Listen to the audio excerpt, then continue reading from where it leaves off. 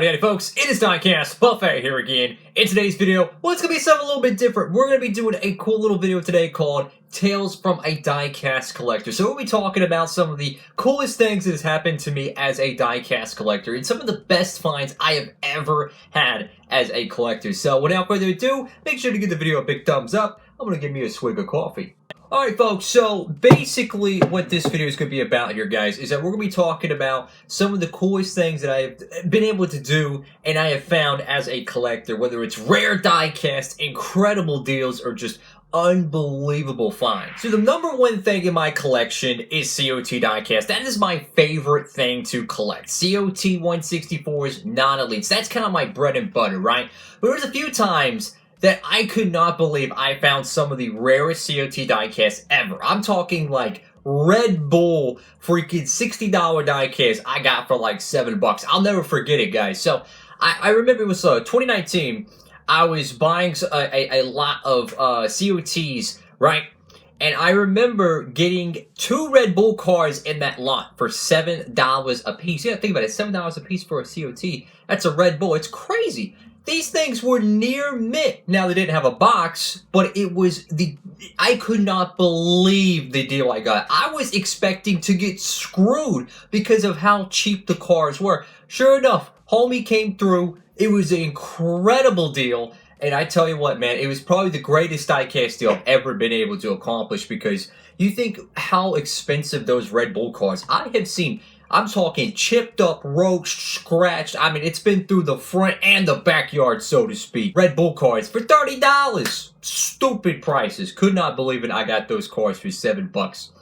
Another really good find. I remember this was back when the COTs were still fading out. You know, in 2013, the Gen 6s came in. People are going nuts for them, right? They're going nuts. Well, the COTs were kind of like the redhead stepchild. Everybody wanted to sell them. They wanted to get rid of them. The dealers, they were tired of them.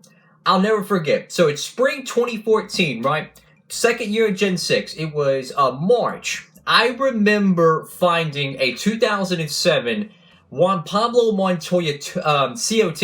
Mint in the box. This cat had over 200 of them. 200 of them, okay? This dude was selling them for $4.30 shipped. Now, this is before eBay had the taxes and all kinds of BS like that. So it was $4.30 flat for a mint COT from 07. Now, again, this is 2014. I have seen that same car, fellas, for over $15 now. So could you imagine if I would have got like 50 of them at like $4.30 a piece? I could have tripled my money in a couple years, man.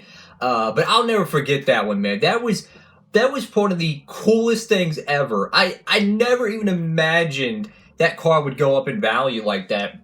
But I'll never forget it. The guy had like 200 of them. So I'm expecting the dude either bought a pallet or of like random like miscellaneous diecasts or something. Maybe a diecast shop closed up. Maybe they had a lost shipment, you know, maybe a box or something. It got lost on one of the freighters and eventually it came into a wholesale auction. Sometimes it happens. They get a bunch of miscellaneous stuff, you know, they palletize it, they auction it, you open it up and oh crap, I got this.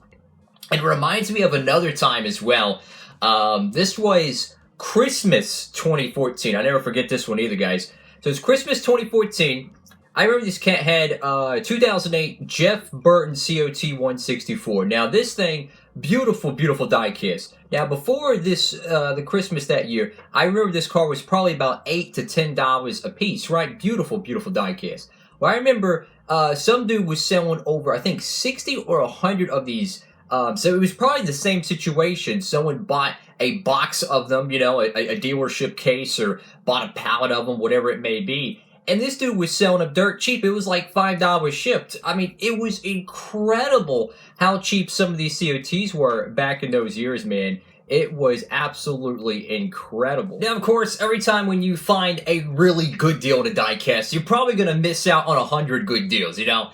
And this brings me to probably one of the, I would say, biggest missed opportunities I ever had as a diecast collector. So, the 2019 Eric Almirola, what is it, the Shazam, the movie sponsored car they had for 2019. It's not a promo, right? Well, this car today, as the time of this video, that thing is probably $25 to $35 a pop. I'll never forget, man. I was walking near the Stewart Haas Racing hauler for the 2019 Fall Texas Playoff race.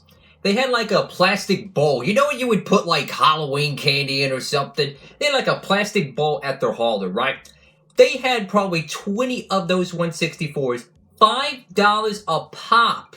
$5 a pop. When I seen that, I was like, oh, there ain't no way that diecast is ever going to be valuable. Because I was thinking they overproduced it till the cows come home. You know, a movie sponsorship. They want to have a lot of merchandise to help market that. No, sure enough, that was probably the last bit of stock of it, and now the thing's 5 times in value, and it continues to keep going up. So it's just, you never know when these diecasts are going to just skyrocket in price, and that's the cool thing about being a collector, is that you never know. You never know when's going to be a diecast is going to be rock bottom price. You're going to get it, and then it's just going to drop like crazy, you know? You just never know, and that's what's so cool about being a diecast collector, because I remember that same day, they had the Eric Jones Stanley Toyota Camry, the 164, they were $5 a piece. That thing's still $5 a piece, so that's the thing. You truly never know when these diecasts are ever going to be, you know, extremely rare or overproduced. That's what's so cool about it. Number one thing probably has ever happened to me as a diecast collector was, it was, oh goodness, was it spring? Yeah, spring 2020, and it was March, right? It was literally like right before the chaos hit that we all live in nowadays, right? Robbie Noonan, Race Day 2011, man. This guy sent me like, what is it, 176 diecasts for free. I mean, I'll have a link down below to the video for that, but I mean, it was this gigantic freaking box of diecasts, and I never in my, like, wildest dreams would ever think I would be able to get that many diecasts for free, right? He sent me pretty much, like, every diecast made from, like, 2011 to 2012. I couldn't believe it, man. And it's, to this day, I believe it's the most watched video on the channel. I think it's, like, 12,000 or 13,000 views, and it continues to go up there. So, if you want to check out that one, it's almost an hour long of an unboxing. But let me tell you, man, it is so freaking worth it. But that would probably be the greatest day ever as a diecast collector, and I remember how long it took to edit that video. It took me at least a day to edit that thing, because you gotta think about it. I have to, you know, because if I put each car on camera, right, and I talk about each car, well, guess what? That could be 50 seconds, because I like to talk. I love talking about each car, so I have to edit that out, because then you're going to be sitting through a 2-hour video of me blabbering about 164s. So you gotta think about it. Every single car I had to trim down. That's 176 cuts into a video, and you have to make sure the audio is right. You gotta make sure everything works well. I mean, you're talking about a project, but man, it was so much fun to do that. I haven't even reviewed probably like 10% of them. That's what I'm saying. Like, I have so much cars to review on the channel, and it seems like every time it's like, okay, we're about to get a bunch of the older diecast reviewed. We get a crap load of new 2021s, and I'm like, oh boy. So it's a good problem, you know. Very, very super blessed and fortunate to get those cars. But definitely got a lot of cars I do need to review. I have a Chase 124 over here. I haven't even opened up yet. I got to get to that pretty soon. But, you know, I want to do something a little different today. You know, just talking a little bit about some diecast stories. You know, I got a lot of different ones, you know. So maybe this is something we can do, you know, maybe once a week or something. Do Tales of a Diecast Collector. Why not? Something like that. Who knows? I might rename it something else. But yeah, just a little fun video here, guys. Thank y'all so much for watching the video. Make sure to give it a big thumbs up, and feel free to comment down below. What is your best deal you ever made on a NASCAR diecast, and what is your greatest missed opportunity? Because you know what I'm saying, man. You know, some days you're the bat, some days you're the ball. You know, a broken clock's right twice a day. So every time you win one, you're probably gonna lose 10 of them. So it happens. Have a great one, folks. And of course, if you want to get free shipping on anything, you know, hats, t-shirts, diecast, make sure there's the promo code down below. Diecastbuffet, all one word, fellas. And you'll get free shipping on any order, $20 or more, over there at Circle B Diecast and Plan B Sales. So make sure to check that out. Have a great one. Diecastbuffet, signing off.